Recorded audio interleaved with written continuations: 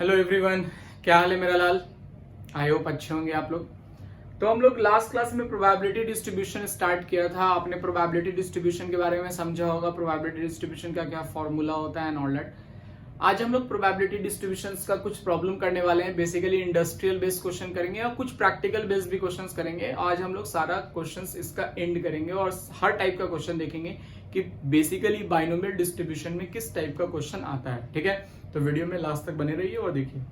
आइए वो एक क्वेश्चन देखते हैं। बोला है if 20% of the bolt produced by a machine are defective. अगर 20% बोल्ट जो मशीन बना रहा है वो डिफेक्टिव है, determine the probability that out of 4 bolts drawn, मतलब 4 बोल्ट निकाला गया है, उसमें से 1 is defective and at most 2 are defective. तो सबसे पहले मेरा सक्सेस क्या है? डिफेक्टिव आना, क्योंकि हमको बोल रहा है 1 डिफेक्टिव होगा, 2 डिफेक्टिव होगा, ये बताइए।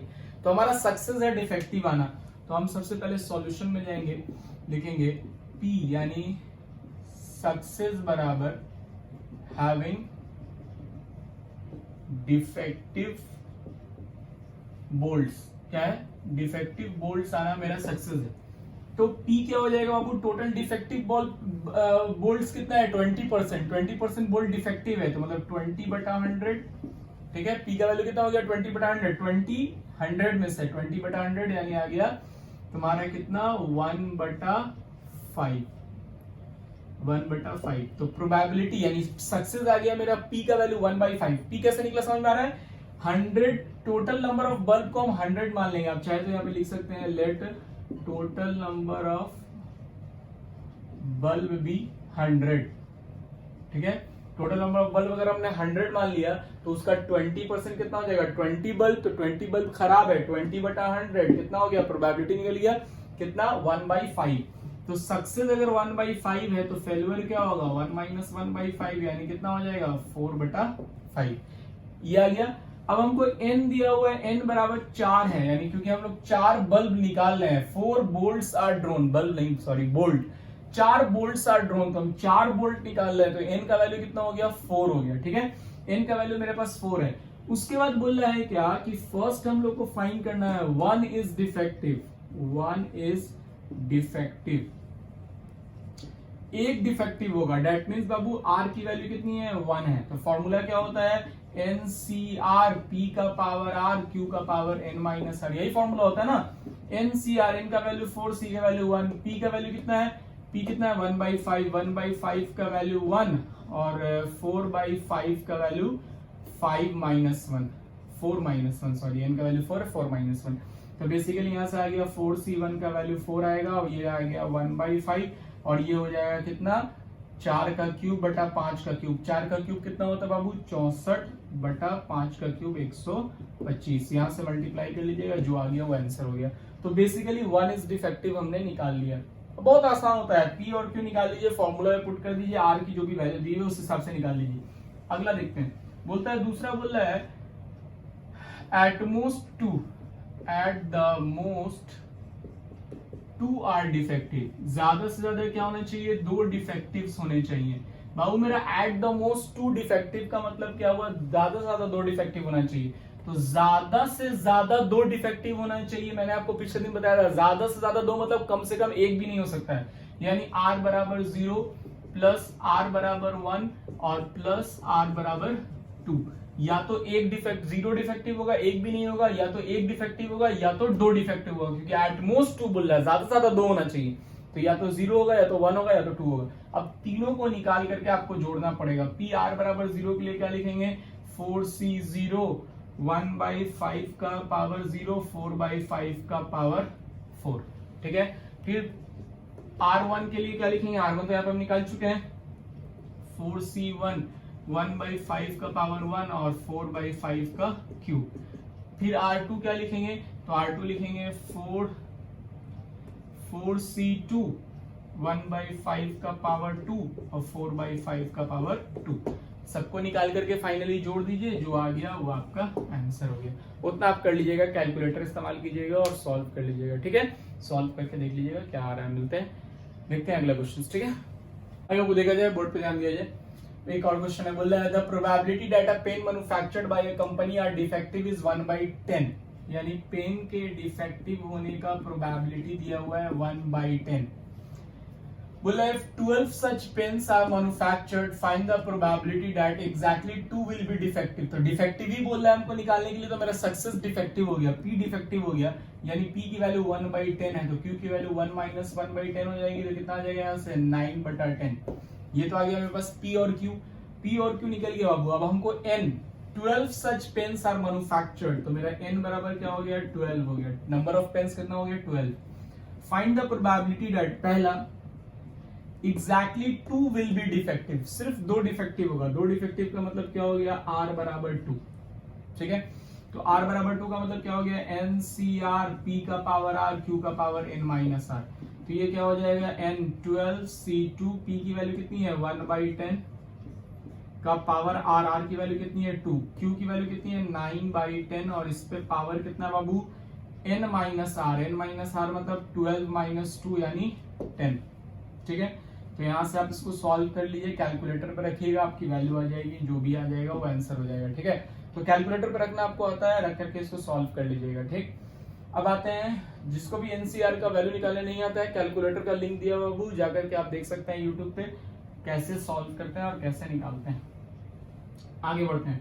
दूसरा बोल रहा है एटलीस्ट 2 विल बी डिफेक्टिव। दूसरा नंबर पे आते हैं, बोल रहा है एटलीस्ट 2 विल बी डिफेक्टिव।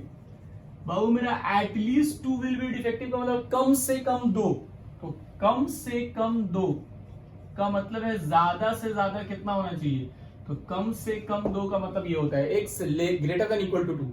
जब एटलीस्ट की बात करते हैं तो ग्रेटर देन इक्वल टू होता है, मैंने बताया था एटलीस्ट 2 मतलब कम से कम 2 होना चाहिए, ज्यादा ज्यादा कितना भी हो सकता है। तो मतलब ये है कि x की value greater than equal to 2 है। ग्रेटर देन इक्वल टू 2 मतलब 2 से लेकर के कहां तक है टोटल, टोटल कितना नंबर है 12, तो 2 से लेकर 12 तक है। मतलब बेसिकली ये जो है मेरा ये है PR बराबर 2 प्लस PR बराबर 3 प्लस PR बराबर 4, इसी तरह से प्लस P बराबर 12 तक जाएगा।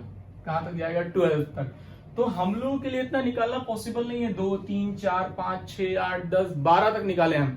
तो हम इसको ऐसे कर सकते हैं, लिख सकते हैं 1 माइनस 2 से पहले क्या आता है 0, यानी R बराबर 0 प्लस R बराबर 1 निकाल करके और 1 से माइनस कर दे। बात बराबर है। देखो क्या मतलब हुआ, कैसे बनाया हम समझिएगा। जैसे ये 2 से लेकर के 12 तक का सम हमको निकालना था, और एक चीज समझ लीजिए प्रोबेबिलिटी चाहे कितना भी निकालिए सबका जोड़ 1 होता है, प्लस कीजिएगा तो 1 ही आएगा। मैक्सिमम प्रोबेबिलिटी 1 हो सकता है, उससे ज्यादा नहीं होता है।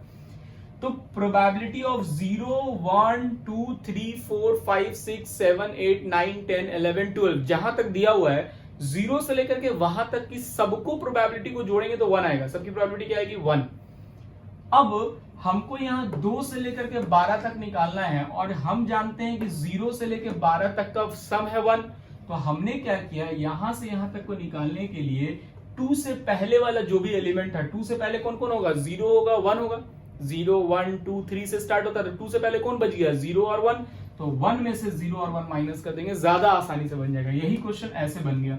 कैसे बन गया 1 माइनस R बराबर 0, R बराबर 0 क्या होता बाबू NC0 P का पावर 0 है, P कितना है N है 12, 12C0 1/10 का पावर 0 और 9/10 का पावर 12, ठीक है।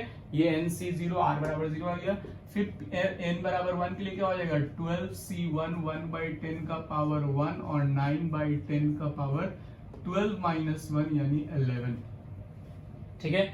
इसको सॉल्व करके 1 से घटा देंगे। इसमें क्या होता है कि आपको 12 तक निकालना पड़ता, सबको जोड़ना पड़ता। हमने यहाँ पे इसको आसानी से बना दिया। अब थर्ड क्या बोल रहा है none will be defective. None will be defective का मतलब क्या हुआ बाबू R बराबर 0 के लिए बात कर रहा है। प्रोबेबिलिटी R बराबर 0, R बराबर 0 के लिए हम निकाल के दिखाया, एकदम सेम तरीके से बनेगा 12C0 1/10 P का पावर 0 Q का पावर 12 माइनस 0 यानी 12। सॉल्व कर लीजिएगा आंसर हो जाएगा। समझ आ रही बात? हापी आइए एक और क्वेश्चन देखते हैं। बोला है Assuming that 2 in 10 industrial accidents, मान लीजिए कि 2 एक्सीडेंट आउट ऑफ 10 में से 2 एक्सीडेंट जो है वो फटीग से होते हैं। इंडस्ट्रियल एक्सीडेंट जो होते हैं वो फटीग से, टूटने फूटने से होते हैं। Find the probability that exactly 2 out of 8 accident will be due to fatigue. तो बोल रहा है 10 में से 2 एक्सीडेंट होते हैं फटीग से, इंडस्ट्रियल एक्सीडेंट, ये आप मान लीजिए, एज्यूम कर लीजिए। तो बताइए कि अगर 8 एक्सीडेंट हुआ तो उसमें से एग्जैक्टली 2 एक्सीडेंट फटीग से हुआ, इसकी प्रोबेबिलिटी क्या है? बहुत सिंपल सा क्वेश्चन होगा। सॉल्यूशन में जाएंगे, सबसे पहले बात करेंगे कि हमारे पास जो सक्सेस दिया हुआ वो एक्सीडेंट दिया हुआ है due to fatigue, accident due to fatigue. तो एक्सीडेंट ड्यू टू फटीग कितना होता है बाबू? तो कितना होता है 2 आउट ऑफ 10, 10 में से 2, तो मतलब 2/10 हो गया, काटेंगे 1/5। ठीक है, 2 एक्सीडेंट, 10 एक्सीडेंट में से 2 एक्सीडेंट फटीग से होता है, तो 2/10 हो गया, प्रोबेबिलिटी 1/5। अब Q निकालेंगे, Q क्या होता है 1 - P यानी 1 - 1/5 यानी 4/5। Q आ गया मेरा 4/5। P और Q दोनों निकल गया होगा मेरा। ठीक है, P और Q निकलने के बाद हम क्या करेंगे कि हमको बोल रहा है कि 8 एक्सीडेंट हुआ, मान लीजिए कि find the probability that exactly 2 out of 8 accident, तो n बराबर 8 और r बराबर क्या बोल रहा है 2, यानी 8 में से 2 एक्सीडेंट फटीग से होगा, ये निकालिए। तो P r बराबर 2 के लिए बात करेंगे तो NCR, P का पावर r, Q का पावर n माइनस r, यानी क्या हो जाएगा NCR 8C2, P का वैल्यू कितना है 1/5, 1/5 r की वैल्यू कितनी है 2 और 4/5 8 - 2, यानी क्या आ जाएगा 8C2 1/5, तो मतलब 1/25 हो गया, और ये बचा 6 यानी 4/5 का पावर 6।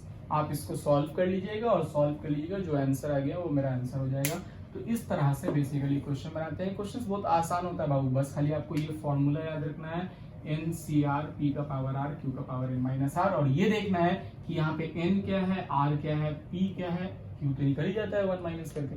इस तरह से बेसिकली क्वेश्चन बनता है। और क्वेश्चन देखते हैं, देखिए आइए इसमें बात करते हैं बाइनोमियल डिस्ट्रीब्यूशन में। बाबू हम लोग जो पढ़ रहे हैं अभी बाइनोमियल डिस्ट्रीब्यूशन, हमने इसमें बात किया था कि P बराबर मेरा होता है सक्सेस, Q बराबर होता है फेलियर और N होता है नंबर ऑफ ट्रायल्स। ठीक है, अब इसमें 3 चीजें और होती हैं, जो हमें प्रोबेबिलिटी निकालना तो इसमें सीख लिया, 3 और चीजें होती हैं जिसमें पहला होता है मीन निकालना। ठीक है, तो मीन कैसे निकालते हैं? तो मीन निकालने के लिए, मीन बेसिकली क्या होता है, म्यू से दिखाते हैं हम लोग या एक्स बार से दिखाते हैं मीन को।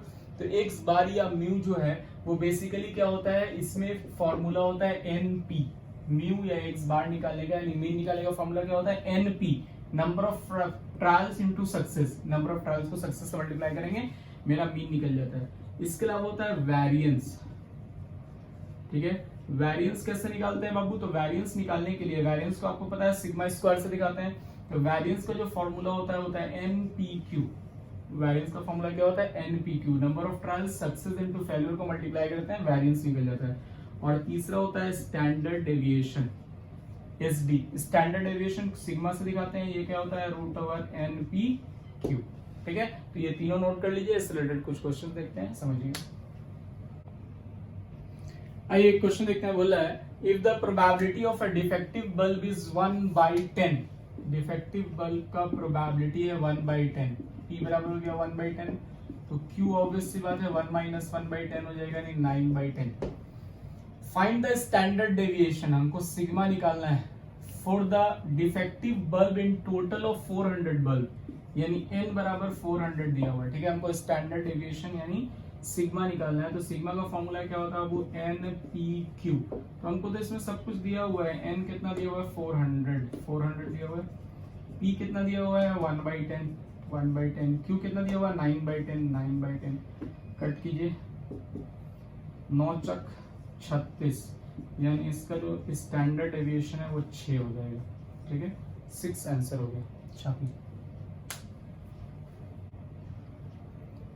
क्वेश्चन कहते हैं, बोला है for a binomial distribution the sum and the product of mean and variance are इतना, यानी हमको दिया हुआ है sum of mean and variance बराबर 25/3, ये सम है, ये प्रोडक्ट है, तो सम दिया हुआ ये। मीन क्या होता है जी? मीन होता है NP और वेरिएंस क्या होता है NPQ, बराबर कितना दिया हुआ है 25/3। यहाँ से NP कॉमन निकाल लो तो बचेगा क्या 1 प्लस क्यू बराबर 25/3, ये बचेगा। दूसरा आते हैं, दूसरा बोल रहा है कि product of mean and variance, product of mean and variance हमारे पास दिया हुआ है 50/3। तो product of mean and variance, mean क्या होता है NP और वेरिएंस क्या होता है NPQ, कितना दिया हुआ है 50/3। यानी यहां से मेरे पास क्या आ गया बाबू, यहां से मेरे पास आ गया n²p²q बराबर 50/3। तो हम यहां से बेसिकली क्या करेंगे, यहां से NP की वैल्यू निकाल लेंगे। NP बराबर क्या हो जाएगा 25/3 q + 1, यहाँ NP स्क्वायर की जगह रखेंगे 25/3 q + 1 का होल स्क्वायर इंटू q बराबर 25/3।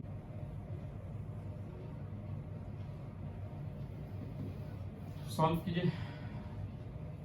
25/3 है, 25 का स्क्वायर होता है 625/9, q + 1 का स्क्वायर ऊपर में q बराबर 50/3। तो क्रॉस करते हैं, पहले इसको काट देते हैं, 3 आएगा, इसको काटेंगे तो बचेगा 25 से कटेगा 2 और यहाँ बचेगा 25, ठीक है। तो बेसिकली क्या आ जाएगा, ये ऊपर जाएगा तो हो जाएगा 6q + 1 का होल स्क्वायर बराबर 25q, ठीक है। यहाँ से इसको तोड़ेंगे, 6q² + 6 + 2q 12q बराबर 25q, तो हो गया 6q²। ये इधर आएगा तो कितना हो जाएगा -13q + 6 बराबर 0, ठीक है। अब यहाँ से आपको सॉल्व करना है, इसको हम लिख सकते हैं 6q² -9q -4q + 6 बराबर 0। तो यहाँ से आप इसमें से कॉमन निकालेंगे 3q, तो 3q कॉमन निकालेंगे तो क्या बचेगा 2q - 3, ठीक है। और यहाँ से आप क्या कॉमन निकालेंगे, यहाँ से -2 कॉमन निकालेंगे तो हो जाएगा 2q - 3 बराबर 0। तो यहाँ से आ गया 2q - 3 और यहाँ से बच गया 3q - 2 बराबर 0। तो यहाँ से q की वैल्यू 2 आ गई, एक आ गया 3/2 और एक आएगा 2/3, ठीक है। 2 वैल्यू आया, कौन सा सिलेक्ट करेंगे बाबू, कौन सा वैल्यू सिलेक्ट होगा, तो 3/2 सिलेक्ट नहीं होगा, क्यों नहीं होगा, क्योंकि 1 से बड़ा हो जाएगा। 2/3 होगा क्योंकि ये 1 से छोटा है, लिखेंगे q बराबर 2/3 और ये नहीं होगा बिकॉज ये 1 से ग्रेटर है। तो q की वैल्यू आ गई मेरे पास 2/3, तो आप p की वैल्यू निकाल लेंगे। p की वैल्यू कितनी होगी 1 - 2/3 यानी 3 ऊपर जाएगा, 3 - 2 यानी 1/3 हो गया। तो p और q दोनों निकल गया हमारे पास। p और q निकल गया तो p और q की वैल्यू को कहीं भी रख लीजिए, या तो यहाँ रखिए तो q की वैल्यू n की वैल्यू आ जाएगी, p और q की वैल्यू रखिएगा तो, या तो यहाँ रख लीजिए, यहाँ पे p और q की वैल्यू तो n की वैल्यू आ जाएगी। तो n का वैल्यू हम लोग फाइंड आउट कर लेंगे, कहीं भी रखे, या तो यहाँ रख लेंगे, ठीक है, यहाँ से निकाल लेंगे, या तो यहाँ रख करके कहाँ गया ये वाले पे रख देंगे, यहाँ पे n और p की जगह पे q की वैल्यू आ जाएगी। q तो निकला हुआ है, q और p n की वैल्यू आ जाएगी, ठीक है। फाइंड आउट कीजिएगा, अगला क्वेश्चन देखते हैं। ये सारा होमवर्क है बाबू आपका, ये सब क्वेश्चंस बना लीजिएगा। ये सारा जो है प्रोबेबिलिटी का क्वेश्चन है, ठीक है, इसको बनाइएगा। और भी कुछ क्वेश्चंस हैं, अगले क्लास में पॉइजन डिस्ट्रीब्यूशन पढ़ेंगे हम लोग, इन सारे क्वेश्चंस को बना लीजिएगा।